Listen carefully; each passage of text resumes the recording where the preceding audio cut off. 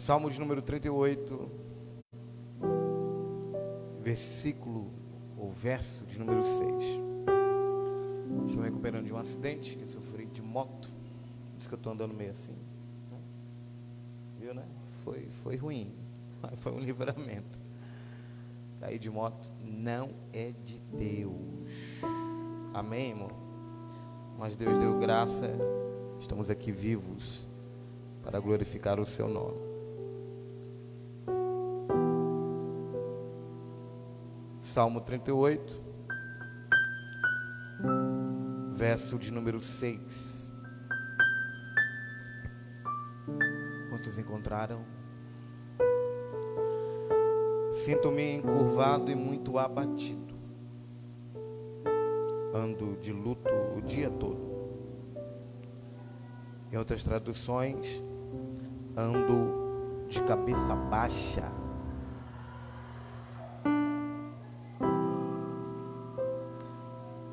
Ando de cabeça baixa o dia todo. Os meus lombos ardem e não há parte sã na minha carne. Estou aflito e muito quebrantado, dou gemidos por causa do desassossego do meu coração. Amém? Sente, glorificando o nome do Senhor.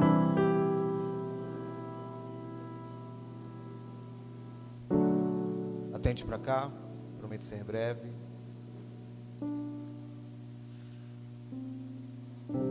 Esse é um dos textos mais figurativos no sentido de se falar de uma das questões humanas mais complexas, uma das questões humanas mais difíceis: sofrimento, dor. Algumas patologias não são físicas, algumas patologias são psicológicas, algumas patologias são internas. Elas não estão no âmbito exterior, elas não estão na parte externa da vida, estão na parte interna da nossa vida. Dito isso, o salmista aqui está declarando um ato, um comportamento de desassossego, de inquietude, inquietação. Uma problemática que não está no âmbito, muito além do que a gente pensa, do viver por viver. Ele é o salmista, ele é um homem cheio de Deus. Ele é um homem que tem uma intimidade, é Davi. Só que agora ele vai declarar de forma muito explícita o que está acontecendo com ele. O que está acontecendo com ele é basicamente parte da minha e da tua vida. Faz parte da vida sofrer.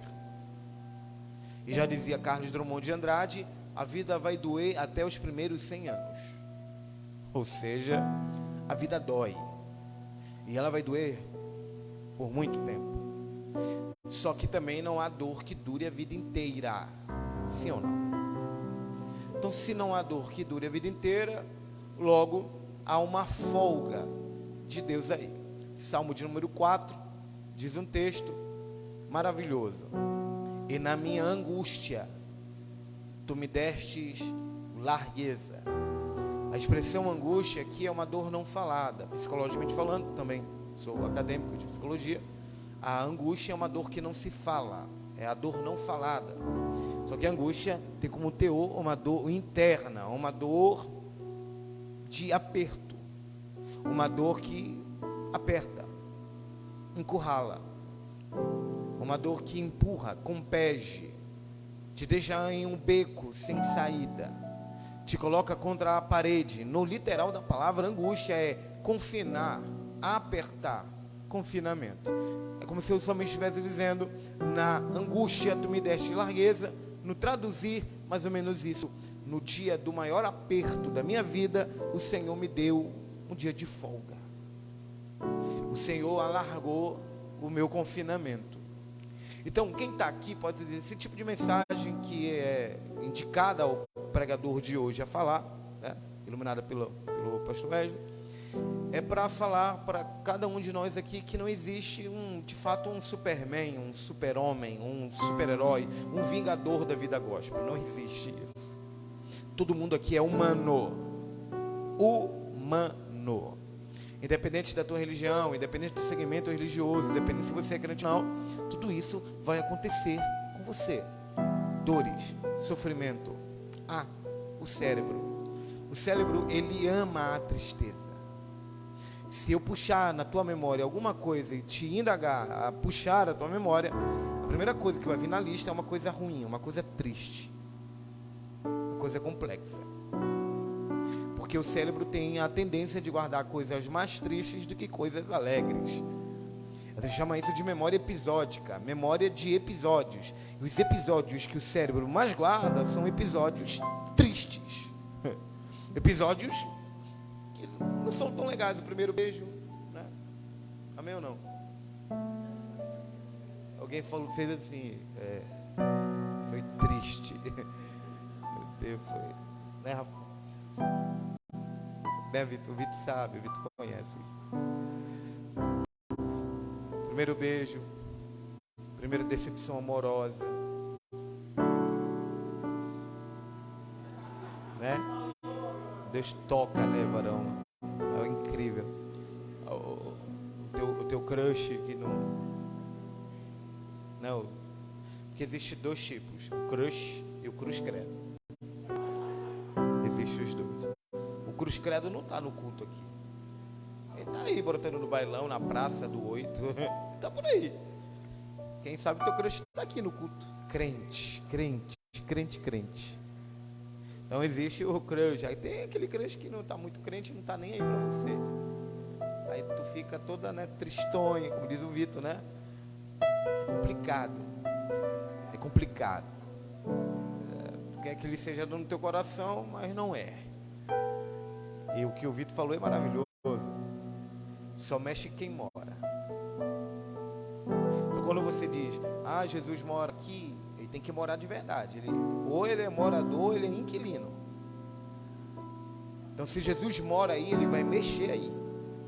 Porque a ideia grega mesmo é só mexe quem mora.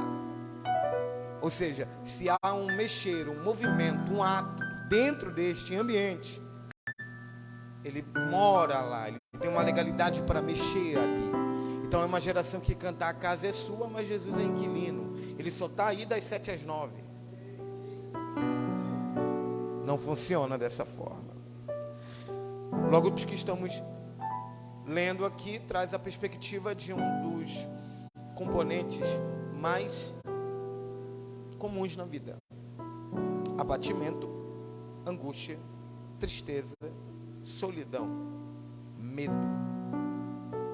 Nunca se viu um aumento tão grande de patologias psicológicas como nos dias de hoje. Nunca se viu um aumento tão grande de TDAH ou TDA como nos dias de hoje. Nunca se viu um aumento de autismo como nos dias de hoje. Síndrome do pensamento acelerado. Sabe o que é isso? É quando você pensa várias vezes ou por várias horas diversas coisas e não há foco, ou que a gente chama na psicologia de hiperfoco. Não há foco, não há um hiperfoco. Você fica acelerando o pensamento. Mal saiu um, já vem outro. Síndrome do pensamento acelerado produz um outro componente chamado pré-ocupação, ocupação prévia, ou seja, ocupados previamente. Nem aconteceu, talvez nem aconteça e você está preocupado. Pré-ocupado. Deu para entender? Logo o texto que estamos lendo é uma radiografia dos dias de hoje. Qual é a radiografia? Lixos psíquicos. Sabe por que essa geração está... Irmão, vocês já viram como é que o mundo está hoje? Vocês já viram como é que o mundo está? O mundo está de cabeça para baixo. O mundo está com perturbações mentais avassaladoras. Tem um programa na Globo, o BBB. É ou não é? não sou extremista religioso. Calma, continue assistindo. Fica preocupado. Fica despreocupado. Faz o teu tim aí, não sei quem. Fica despreocupado. Fica despreocupado. Perca o seu tempo à vontade. É um tipo de programa que apodrece o seu cérebro. Não, vou repetir, né? De repente. É um tipo de programinha que apodrece o seu cérebro. Sem extremismo religioso, ok? É psicologia pura. As pessoas lá são Nutelinha, não me toque e mimimi. É uma geração muito sensível, demasiadamente. Existe uma pessoa lá que não está dormindo porque tem medo que o Michael Jackson apareça para ela.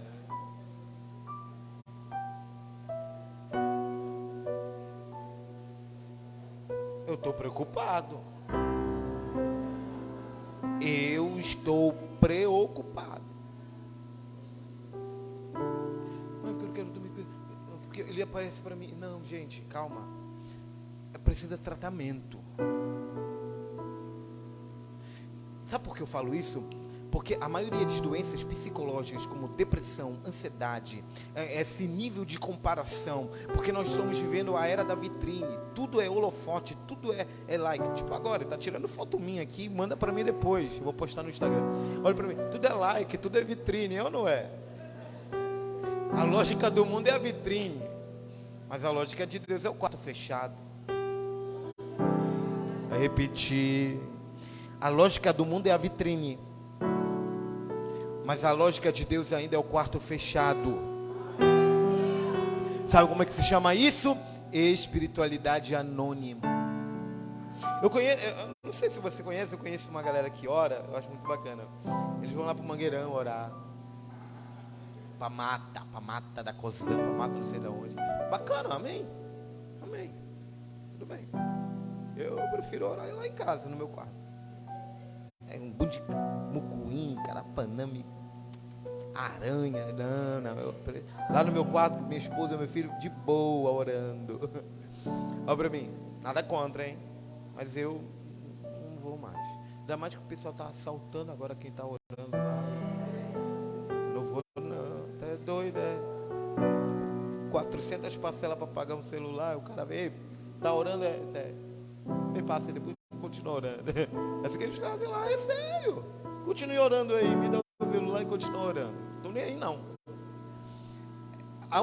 Havia um tempo onde havia um respeito com a gente. Hoje não tem muito não. Um dia desse eu fui pregar, não sei com quem.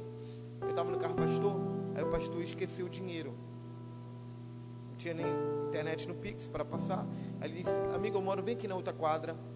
Venho aqui e te dou o dinheiro. Sou pastor, sou da igreja. Aí o frutista, piorou. O irmão aí fica, o carro, o senhor vai lá e volta, vai de mototáxi e volte aqui. Não confio em crente. Olha só, havia um tempo. Isso é culpa nossa. Aí tem uma galera que vai lá e tira uma foto e coloca eu e Deus na legenda. Eu e Deus. I am of the good. Eu e Deus. Eu fico pensando, quem tirou? Temporizador do celular ou o anjo Gabriel? Alguém, com certeza. Orar é uma espiritualidade anônima. Orar não é vitrine, orar é secreto. Então, quer uma vida de cura, uma vida saudável, uma vida relativamente boa, sem lixos psíquicos, sem perturbações mentais e sem influências digitais, corra para a oração. É muita influência digital, pouca influência espiritual. Nós somos a geração da imitação, isso é comprovado. Quem me ouve, diga amém. Caminho. Por que a geração da imitação? Existem mais de 2 milhões de neurônios no nosso cérebro. E um deles existe o que a gente chama de neurônio espelho. Por exemplo, se eu bocejar aqui, o Rafael boceja. É ou não é? Porque nós temos a tendência de imitar. capacidades fisiológicas de imitação no fato. Perguntaram para o Carioca, quem conhece o Carioca do Pânico? Quem conhece? O humorista. Não é pecado não, irmão, levanta a mão. Levanta a mão. O Carioca, o humorista do que é o ex-Pânico. O cara era bom, o cara é bom. Aí ele não, irmão, se esse cara fosse crente, ele ia pregar muito. Aí fizeram uma entrevista no podcast, perguntaram isso para ele: o que te define como artista? Aí sabe o que ele respondeu, Rafael? Ser um imitador. Como assim ser um imitador? Aí sabe o que ele diz? Porque quando eu imito, eu aponto para o original. Aí a minha mente nervosa de pregador diz: então quando ele imita o Bolsonaro, ele aponta para o Bolsonaro. Quando ele imita o Silvio Santos, ele aponta para o Silvio Santos. Quando ele imita o Lula, ele aponta para o Lula. Então se eu imito a Jesus, eu aponto para Jesus. Deu para entender? Quando tu imita alguém, tu aponta para este alguém. Então Jesus disse para nós: siga-me, katakolotel no grego, me segue, mas me segue em curta distância, a ponto de me imitar, a ponto de ser parecido comigo. Já que nós temos a tendência de imitar os outros, por que não imitamos coisas boas? O que tem acontecido com essa geração? Uma geração doente, uma geração complexa, complicada, com halitose de personalidade, com síndrome do pensamento acelerado, com TDAH, com ansiedade generalizada. Tá no culto, tá dando glória a Deus, aleluia, amém, amém, amém, para cá, amém, para lá, glória a Deus, aleluia, bumerangue do culto, look do culto, mas faz 3 dias que não dorme. Canta muito, prega muito, mas faz dias que não consegue dormir direito porque tem pânico. Isso é uma máscara, isso é um modo cemitério. Existe um indivíduo na Bíblia chamado Gadareno, quem me ouve diga amém. Eu gosto de falar, porque hermeneuticamente falando é comprovado. O Gadareno é uma radiografia desse padrão de hoje. Derek Kidney, um dos melhores teólogos que eu já li sobre esse assunto do Novo Testamento, ele corrobora essa verdade. O Gadareno é uma radiografia, porque ele se torna uma perturbação da paz pública, porque ele é o endemoniado gadareno. Não se nasce endemoniado, torna-se endemoniado. Para quem não sabe, quando Jesus lança essa pergunta: qual é o teu nome? Nome, no hebraísmo bíblico, é Shemot, que quer dizer essência. Ou seja, qual é a tua essência? A palavra nome também, em hebraico, traz a perspectiva de currículo, histórico, componente, valores, credencial. Sabia que tem alguns lugares que o teu nome vai primeiro do que você em si? Tem lugares que eu vou pregar: olha, a gente já está falando seu nome há muito tempo aqui. Ou seja, o teu nome vai na frente. Então é melhor um bom nome do que muito dinheiro. Amém ou não? Qual é o teu nome? E ele responde o quê? Meu nome é Legião. O nome dele poderia ser Mateus, o nome dele poderia ser Lucas, o nome dele poderia ser Antônio, o nome dele poderia ser Francisco, mas ele diz: o meu nome é Legião. O que é isso? O que está acontecendo aqui? Um sequestro da singularidade, um roubo da própria personalidade deste indivíduo.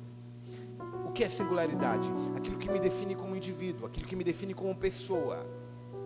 Então, uma proposta do culto de hoje que a gente fala nesse sentido um pouco mais interno, amém? Um outro dia eu venho como pregador pentecostal e a gente joga essa cadeira para o alto. Olha para mim, é sério, eu também sou pregador pentecostal. Queria ser igual o Vitor, assim eu não consigo. O Vitor tá bem, o Vitor tá elegante pregando, rapaz. O Vitor é completo, canta, prega, né?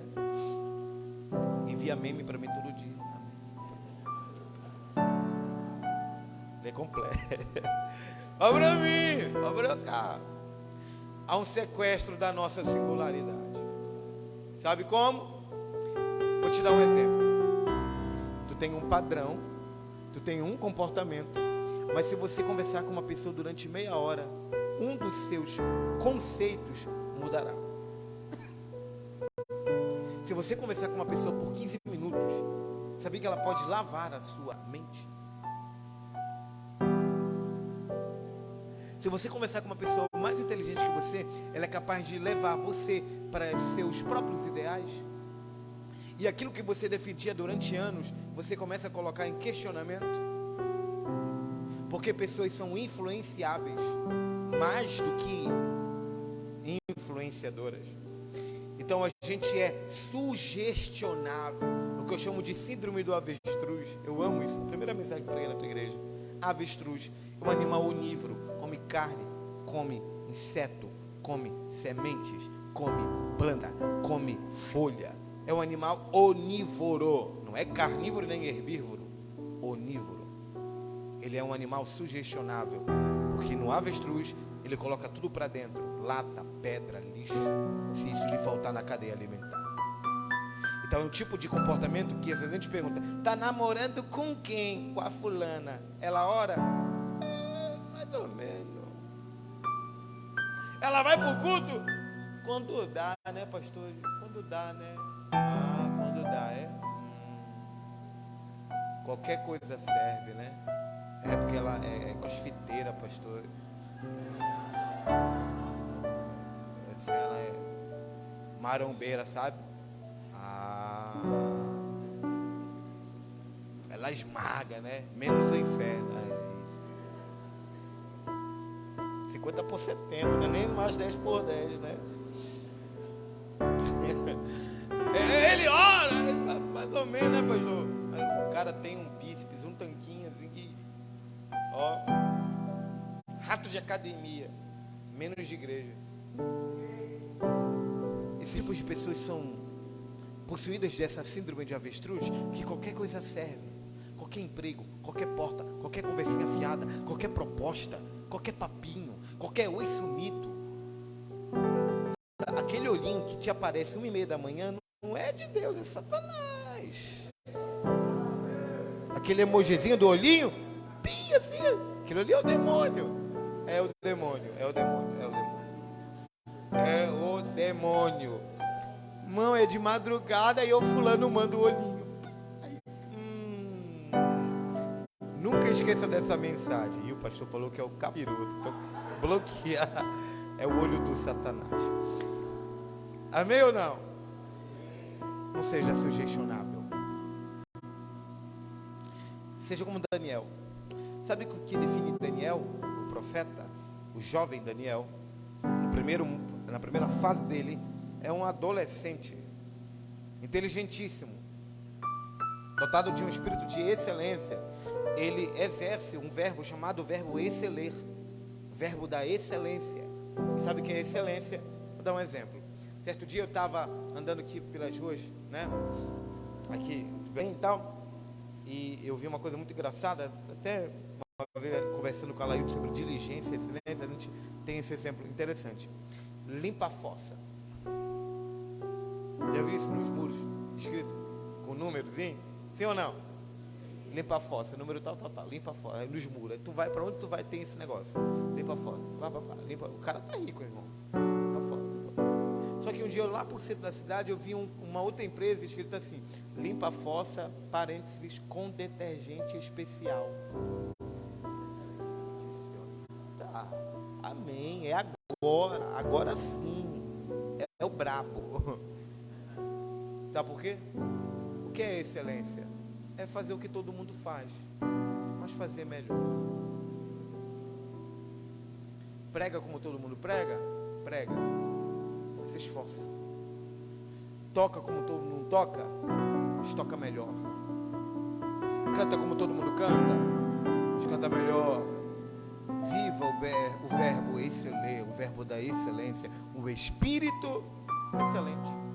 Mas o que define Daniel é um padrão chamado de integridade das origens. O que é isto? Integridade das origens. Exemplificando, eu continuo sendo o mesmo indivíduo do começo, meio e fim. Daniel tem mais de 80 anos, ele é indagado pelo novo rei, e o novo rei diz assim: és tu aquele Daniel? Mais ou menos, o rei está dizendo: tu continua sendo o mesmo do período do rei Nabucodonosor? Ele diz: sim, É como se Daniel estivesse dizendo para nós: eu continuo mantendo um padrão, integridade das minhas origens. Eu continuo sendo crente hoje, desde o dia que eu entendi que eu preciso ser crente. Lá na faculdade, só pela manhã são 1000 alunos de psicologia. É a área de humanas. Eles não curtem muito a gente. Eles não gostam muito de nós. Eu sou cancelado lá. Quem aqui já fez faculdade ou estava fazendo? Você sabe como é, né? Você sabe. É uma mini Babilônia. Aí eu chego lá, em 2019, quando eu entrei, eu não falei para ninguém que eu era crente, não. 2 semanas. Eu ia assim, todo thumb. Calça jeans, sapatinho branco e uma camisa do Capitão América. Tudo de faculdade. Uma mochilinha, tal, todo pacotinho. Aí eu tô lá no pátio, antes da pandemia, né? Mais de 90 alunos no pátio do intervalo. Aí alguém, sabe que Belém é um cubículo, e a gente que canta, prega, né? O pessoal, né, conhece a gente. Aí alguém grita: Pastor Ezequiel! E eu disse: meu Deus, quem é esse vaso? 10h30 da manhã, um crente escandaloso. Pastor, Pai do Senhor, amém, como você está? E eu disse: eita. Eu tinha feito uma colegagem, não amizade, estava no começo, né? Uma colegagem por causa do meu trabalho. E ele lá na instituição tem umas pantufas, né, que a gente fica lá sentado lá. Tinha umas 8 pessoas diante do Senhor. Ele falando comigo e o pessoal falando aqui atrás. Te falei. Jeito de igrejeiro, modo de igrejeiro, fala de igreja. Tu viu o dia que ele fez a apresentação no trabalho? Parecia um deputado falando. Eu sabia que era de igreja. Tu sabe que essa galera que fala muito bem geralmente é da igreja? Tu sabe. Aí quando eu voltei para lá: ei, tu é da igreja, né? Sou. Deixa eu perceber desde o primeiro dia, mas só que a gente estava em dúvida ainda. Então, só o cara te dá a paz do Senhor. Aí ele te disse: eu falei que ele era crente. E 6 dias agora, no novo semestre, eu estou num laboratório de jaleco, me sentindo ali o Grey's Anatomy, né? Olhando o microscópio de jaleco e tal. Aí uma menina senta no meu lado, e eu estou aqui no microscópio olhando, tal, pá, olhando neurônios. Aí ela fica olhando. Eu não gosto de ser observado, eu gosto de observar. Ela olhando, aí eu olhei: você quer usar o equipamento aqui? Você quer usar? Ela disse: tu é crente, né? Eu disse: sou. Quase na minha mente, que eu tenho síndrome do pensamento acelerado também. Ela falando e eu comigo. Ela quer que eu passe álcool em gel. Ela quer que eu passe álcool em gel. Porque eu sou da igreja, com certeza ela tem nojo. Com certeza. Ela disse: não. É que eu percebi desde o primeiro dia, porque eu também sou. E eu vi que tu era crente desde o dia que tu entrou aqui. Então quem é, não precisa provar que é. É perceptível. Tá na cara. Então eu profetizo para essa geração que Charles Henry Spurgeon já falava: daqui a 100 anos Deus vai levantar uma geração de Bíblias que andam. Levante a sua mão. A depressão não vai te vencer. A ansiedade não te vencerá. Patologias e lixos psíquicos não te vencerão. Mas você terá um padrão, um comportamento, um ato, que Belém do Pará, Ananindeua, saberá que em ti há um Cristo que vive em você, que demonstra em você uma diferença que o mundo precisa, uma Bíblia que anda. Você pode ser youtuber, instagramer, você pode ser um blogueirinho, digital influencer, mas que quando as pessoas olhem as tuas redes sociais, vejam que Cristo habita lá também. Olha para mim. Convenhamos, essa geração é uma geração bonita, sim ou não? É uma geração influenciadora, é uma geração carismática, é uma geração inteligentíssima. Aparência bonita, rostos bonitos, e corações tristes. Tenho certeza que tu conhece alguém assim. Tu vai lá no status do WhatsApp.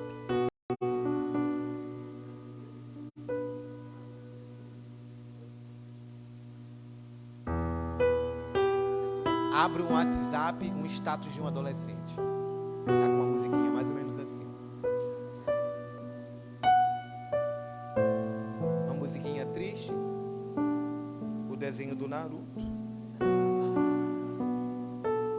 Alguém andando na chuva, sentado na calçada.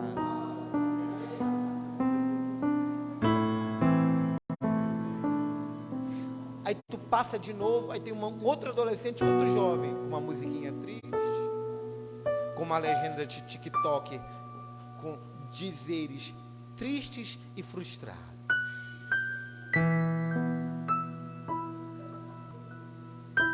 Eu fico olhando assim, o que está acontecendo com essa geração? Que amam a tristeza. A gente olha pessoas, olha status, e eles amam declarar suas frustrações e suas decepções, mas que em público, em alguns momentos, ele ativa o que eu chamo de modo cemitério. Eles mascaram a situação, porque esse indivíduo, ele é uma perturbação da paz pública. Ele tem sequestro da singularidade. A Bíblia diz que nem cadeias e grilhões conseguiam segurar. O deslocam para o cemitério da cidade. Cemitério da cidade. Quando eu fui pregar no sul do país, em Joinville, o pastor disse: "O senhor quer conhecer o cemitério de Joinville?" Eu disse: "Eu não." Por quê? Cemitério não é ponto turístico. Não, mas o cemitério é lá no morro bonito. Não, não quero esse cemitério não. Não gosto de velório, não gosto de cemitério. Não gosto de velório, não gosto de cemitério. Cemitério não é ponto turístico, irmão. Mas Jesus pisa no cemitério de Gadara. O que é modo cemitério? Vou te dar um exemplo. Dia desse eu estava... ano passado. Fui em Macapá pregar. Aí eu fui num restaurante chique, porque se eu era pobre eu não me lembro nesse dia.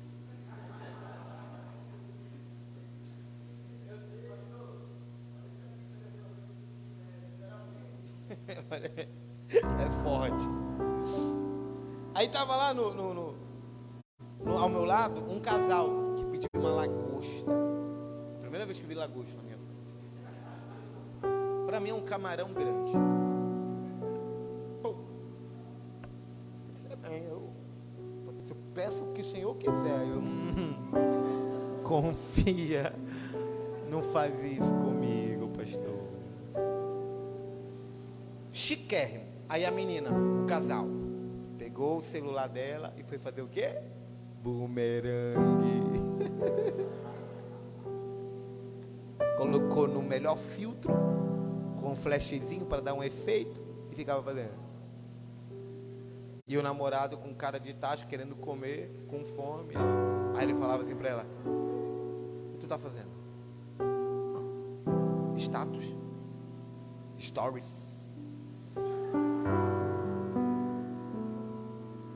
Tu sabe pelo menos comer isso? Eu não, mas estou fazendo uma média. Bumerangue da inveja. É o modo cemitério.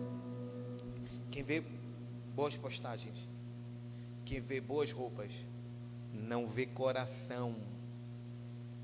O que é modo cemitério? É quando eu mascaro uma situação com outras situações.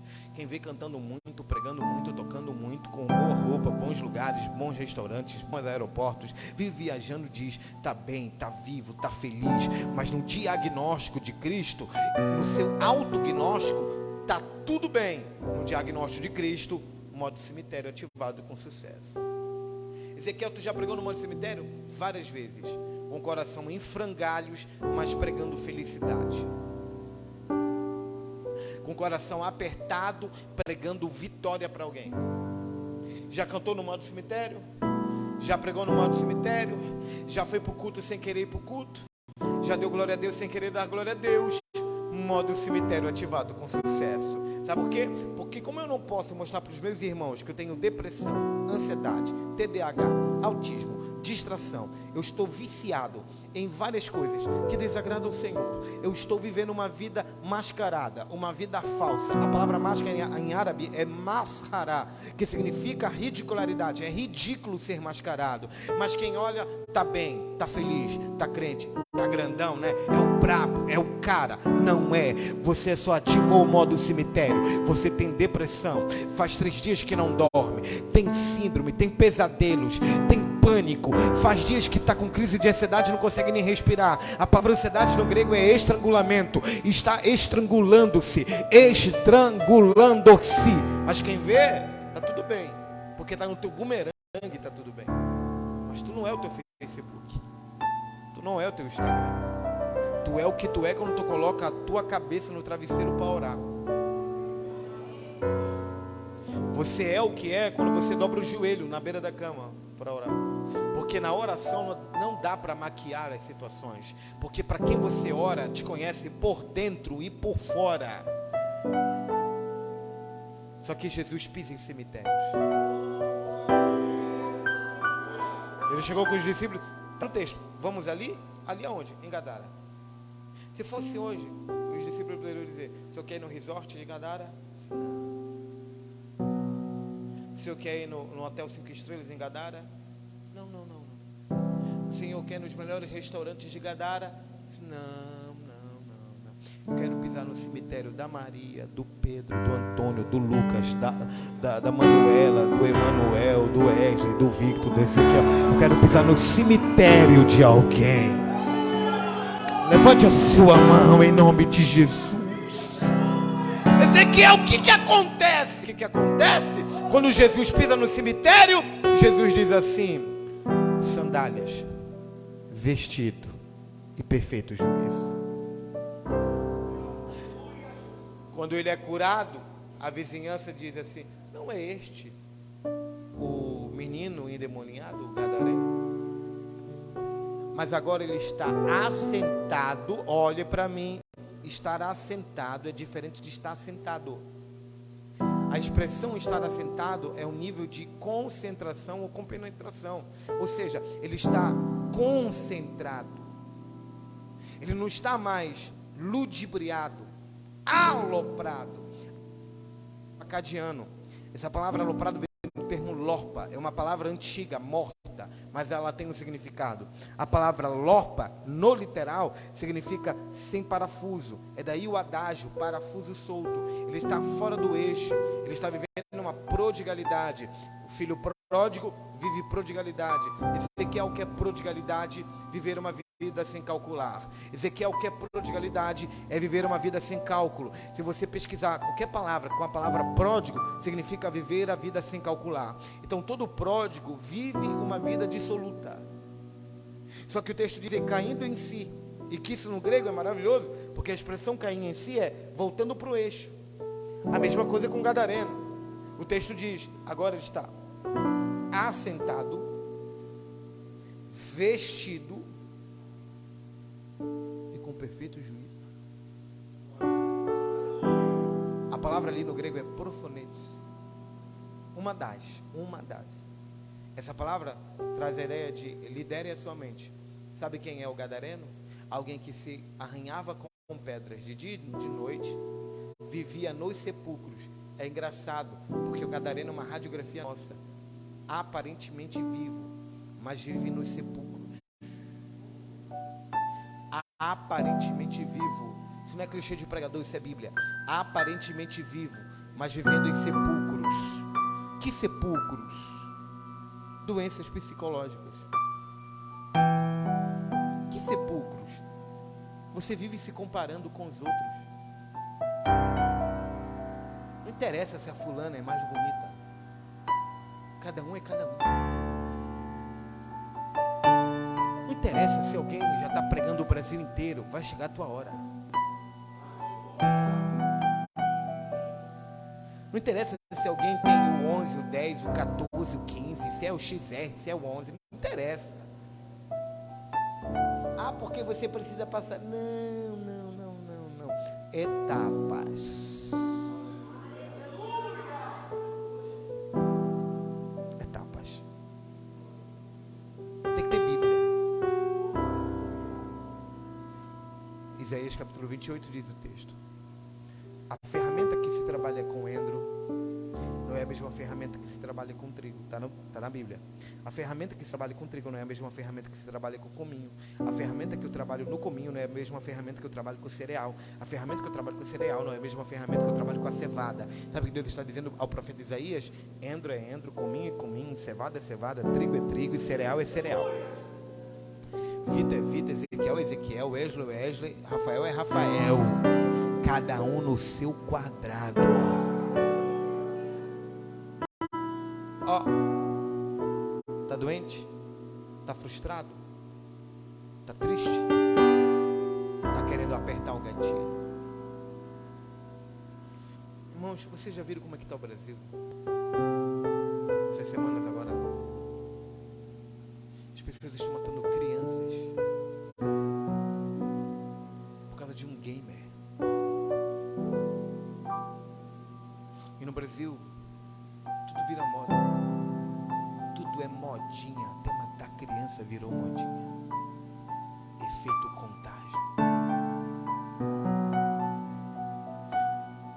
Na cidade de São Paulo existe um garoto de 26 anos, um homem de 26 anos, ele é advogado. Mas toda vez que ele chega na casa dele às 18 horas, ele se desconstrói e entra dentro de um lugar onde ele se comporta como um cachorro até o outro dia, porque ele se identifica como um cachorro. Na Polônia um grupo de ativistas fizeram um protesto na frente do governo. Sabe como? Latindo. Na cidade de São Paulo tem pessoas que estão passeando com outras pessoas com coleira. No Brasil. E as pessoas passam por elas como se fosse a coisa mais normal do mundo. Há uma moça também de 19 anos, tá tudo na BBC News, é só pesquisar. Uma moça de 19 anos entra no quarto e se identifica com uma criança de 6 anos. Tudo. Uma identificação de uma criança de 6 anos. Você está vendo como é que está o mundo? Esquizofrenia social é vivendo um mundo paralelo. Lá na minha igreja, no centenário, tinha um rapaz que se dizia Moisés. Moisés. Sabe onde ele está agora? No Hospital das Clínicas, na ala de psiquiatria. Mas se tu pesquisar, se tu for lá, pergunta quem era um dos melhores pregadores do centenário. O que eu estou falando aqui não é brincadeira.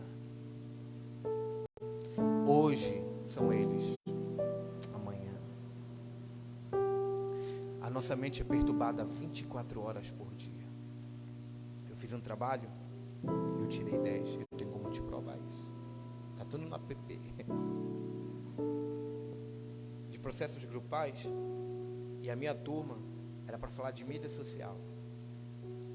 Eu fiquei espantado com a pesquisa que eu fiz. Comecei a ter o meu TCC. Sabe quantas vezes a gente pega no celular por dia? Ou melhor, por hora. Por hora. Sabe quantas vezes? Gente normal. 271 vezes. A gente tira ele do bolso. Nem que seja para olhar o papel de parede. Sabe?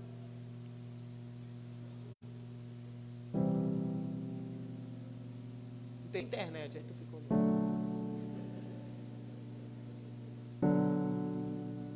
Sabe quantos toques você dá no touch de um celular, de um iPad, de um iPhone? Você for o quê? 2.800 vezes. Ainda mais se tiver um contatinho, né? Contatinho? É um contatinho, irmão. Um só. Dá varão, Salomão. É um contatinho.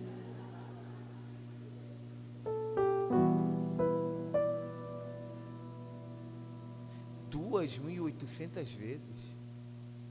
Sabe quantos por cento o celular domina o teu dia? 73,5%. E o celular já foi comprovado como mais viciante do que nicotina do cigarro.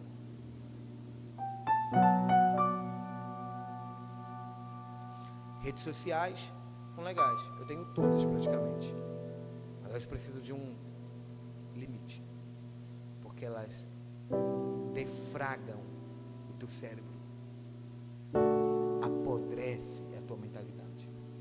Eu tenho alguns alunos que querem ser pregadores itinerantes. Eu disse, não, faz isso não. Está em que série? Sexta série. Tem quantos anos? 23. E tu quer ser o quê? Pregador. Eu disse para ele, nem que eu te ajude, entra num EJA, faz um DESU da vida, entra no ensino médio e vai ser um enfermeiro que prega, um médico que prega, um psicólogo que prega, seja um advogado que prega, um professor de biologia que prega, porque hoje não existe mais esse negócio, não, Deus me chamou, existe, mas Deus precisa de gente aqui, que trabalhe lá, cosmovisão, minhas habilidades do reino servindo habilidades seculares, ou habilidades seculares servindo para o serviço no reino. Então, se eu sou inteligente aqui dentro, eu preciso ser inteligente lá fora. Se eu tenho uma capacidade mental aqui dentro, eu preciso usar isso lá fora também. Eu encerro agora. Fui convidado para falar num colégio integral, se não me engano, lá na Zona do Lemos. Quem me convidou foi uma ímpia que me ouviu numa vigília que ela foi convidada.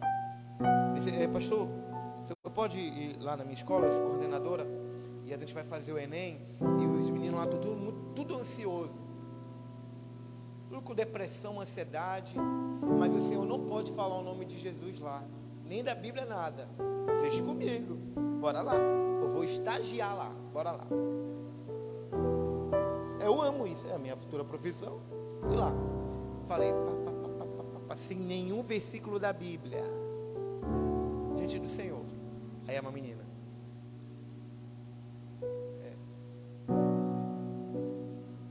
Eu tenho isso que você está falando aí. Isso o quê? Déficit de atenção. O senhor está falando, eu não estou.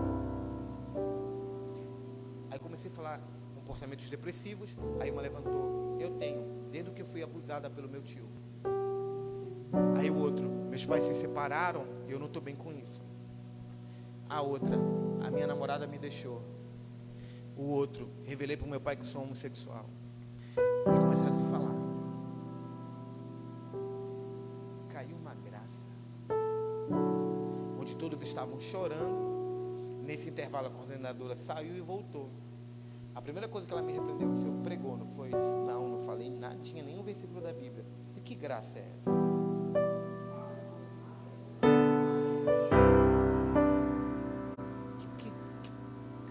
Esse sentimento que está aqui dentro.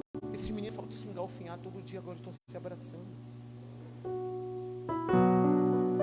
Um adolescente, não tinha nem 16 anos, abaixo de 15 anos, sofrendo. Uma menina de 13 anos apaixonada. Eu disse, menina, tu está vendo muito dorama.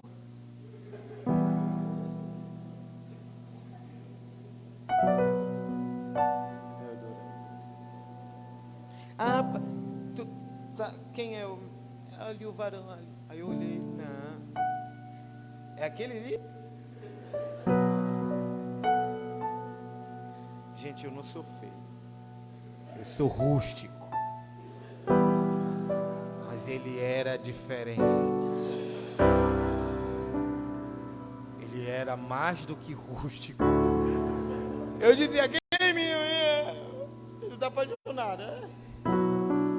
Aí eu disse, aí o Espírito Santo falou, os feios também amam Ezequiel.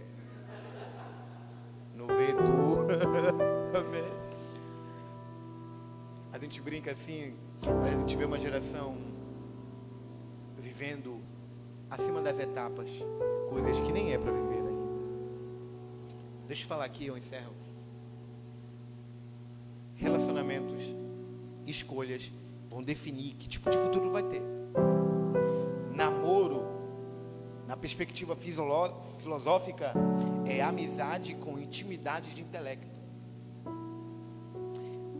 Eu vou repetir, namoro é top, é bom, maravilhoso.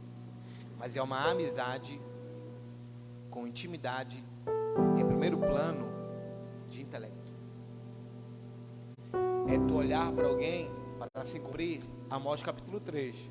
Como andarão dois juntos, se não estiverem de acordo? Fragmentar essa palavra de acordo, trazendo para o latim, ela é maravilhosa, porque é concore.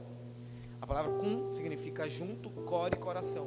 Corações que andam juntos. Então, se o coração dela não anda junto com o teu, ou se o coração dele não anda junto com o teu, caia fora. Namoro é amizade de intelecto. Quer ser o que daqui a 5 anos? Advogada. Aí ele diz, deixa eu fazer parte disso aí.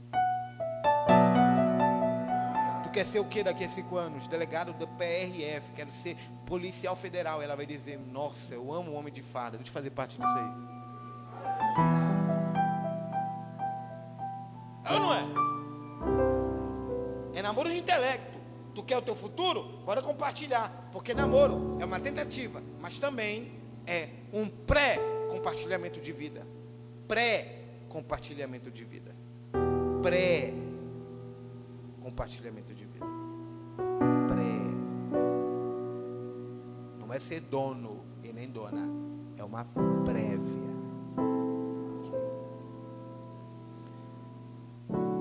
Eu conheço gente que era mentalmente saudável, mas depois que terminou um relacionamento, está mentalmente doente.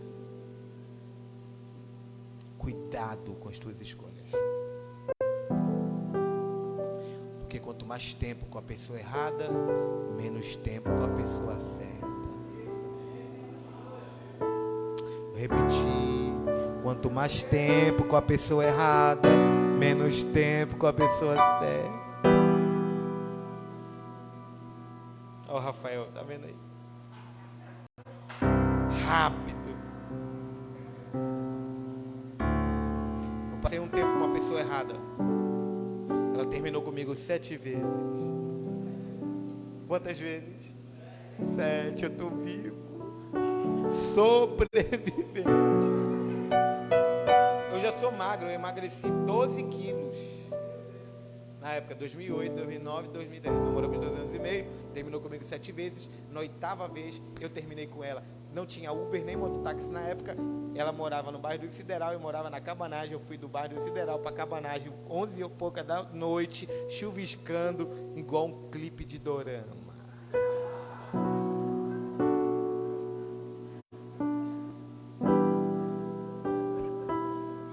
Tu ri porque não é você.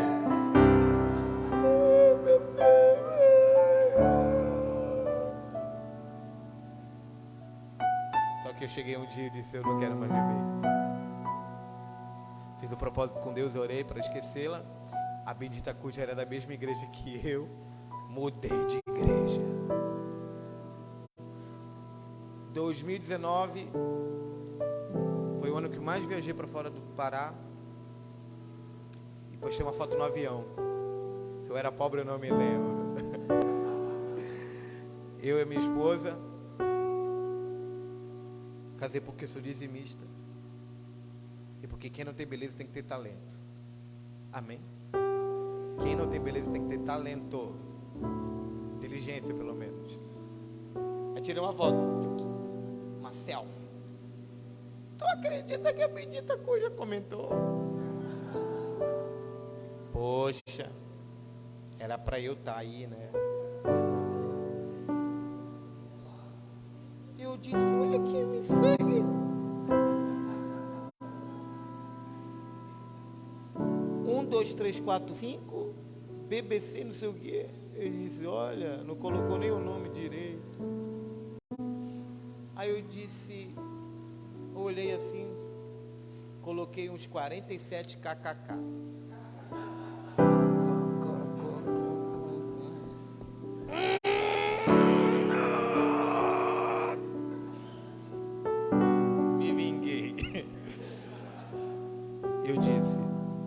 Que eu desprezo, eu perco. Perdeu. Que na época era panfleteiro, vendedor de peixe na feira da cabanagem, queimado do sol, pesando 53 quilos, não tinha perspectiva de futuro. Hoje, alguma coisa relevante. Quando viu, se arrependeu. Cuidado com aquilo que você despreza, porque se hoje ela não tem, amanhã ela terá. É muito bonito quando se conquista junto, crescem juntos. Não tem nada? Amém. Vamos ter tudo juntos. Vencendo depressão, vencendo problemas, vencendo dificuldades, vencendo adversidades, vencendo pormenores, vencendo detalhes da vida, vencendo sofrimentos, e lá na frente, Deus honrando, porque você não vai apertar o gatilho. Deus tem uma vida melhor para você. Fica de pé comigo. Na próxima vez eu venho como pregador mesmo.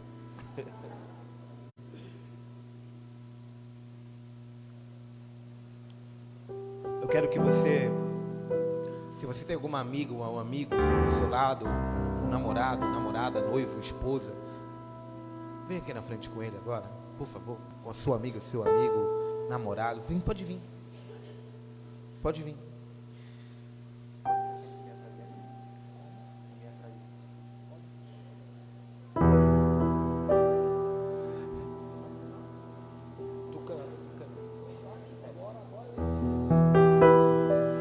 Eu poderia estar em qualquer outro lugar. Não era nem para estar vivo. Tua glória me atraiu, tua presença me atraiu. Não só quem veio receber de Deus. Tentei me esconder.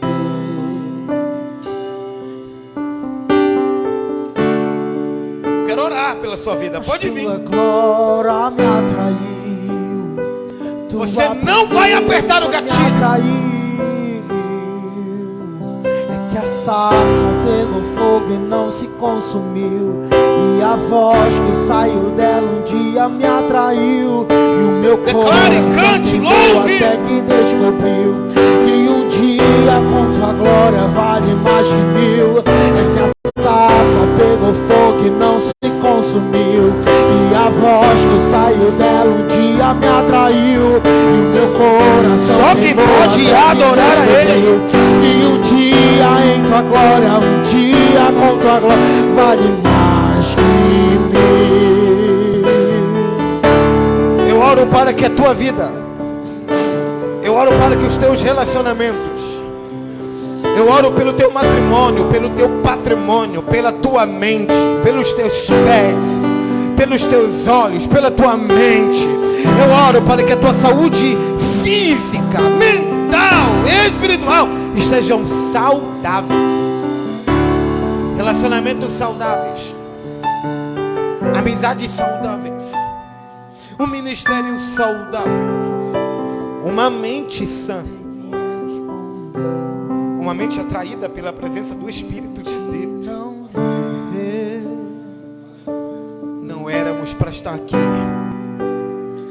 mas um dia uma voz nos chamou e nos atraiu a tal ponto de vir para um sábado à noite para um culto, receber uma palavra, ser edificado e alimentado por ela, receber uma palavra de ânimo, de motivação, e entender que a vida é mais importante do que qualquer outra coisa, do que qualquer outro problema que venha me enfrentar e me confrontar. Que a tua vida hoje seja sarada, que a tua vida hoje seja curada.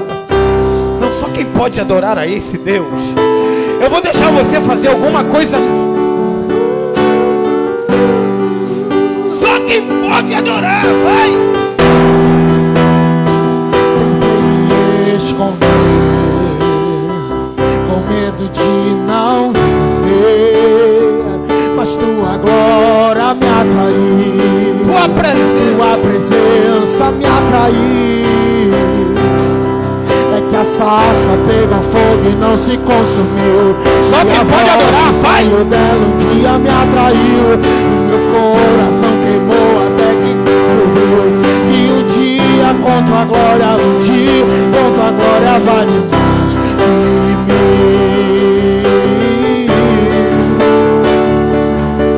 É que a sarça pegou fogo e não se consumiu, e a voz que saiu dela um dia me atraiu, e o meu coração queimou quando descobriu. E um dia com tua glória, dia com tua glória vale mais que mil. Obrigado, Senhor, pela tua voz. Obrigado, Senhor, pela tua palavra. Que essa pequena palavra, esse pequeno momento que tivemos aqui, essa palavra está sobre vida interna, espiritualidade, singularidade. Nossa vida emocional também é importante para ti. Ative a nossa metanoia, ative a nossa mentalidade. Mude os nossos conceitos, envenenados pelo mundo, eivados por ventos de doutrinas e influências lá de fora. Sara a nossa mente. E como uma radiografia do Gadareno, devolva para nós o perfeito juízo. Devolva para a tua igreja um juízo perfeito. O profonetes. Devolva para nós, Senhor, a liderança da nossa mente. Devolva para nós o equilíbrio da nossa mente. Devolva